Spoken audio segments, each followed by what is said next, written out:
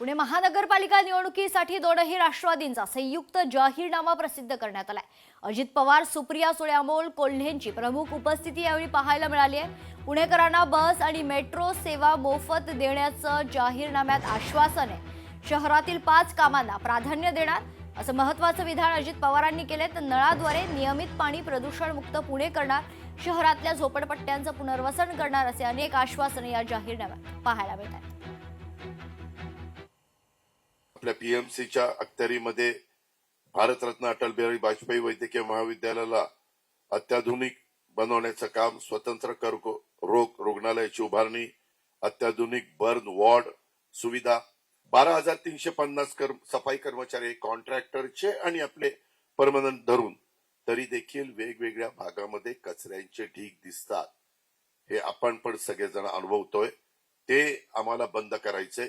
त्याकरता पुण्याची सूत्र उद्याच्या 5 वर्षाच्या करता पुणेकरांनी आम्हा लोकांच्या हातामध्ये द्यावीत, आमच्या उमेदवारांना निवडून द्यावं ही आमची विनंती आहे। टर्किक तसेच युरोपमधील अनेक लहान मोठ्या शहरांच्या मध्ये मेट्रो आणि ट्राम, तर काही ठिकाणी बस सर्वांच्यासाठी मोफत त्या ठिकाणी दिली जाते।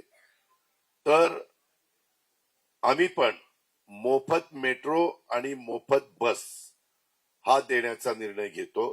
मी पुणे म्युनिसिपल कॉर्पोरेशन पासून 1 किलोमीटरवर राहते आणि ज्या बिल्डिंग मध्ये राहते तिथेही रोज टँकर येतो। त्याच्यामुळे हे काय फक्त बाहेरच्या गावांपुरतं सीमित नाही, पण पाण्याचा हा प्रश्न किंवा टँकर माफियाचा इश्यू हा शहरातही वाढत चाललेला आहे। त्याच्यामुळे त्याच्याच जातीने लक्ष घालून मार्ग काढणे।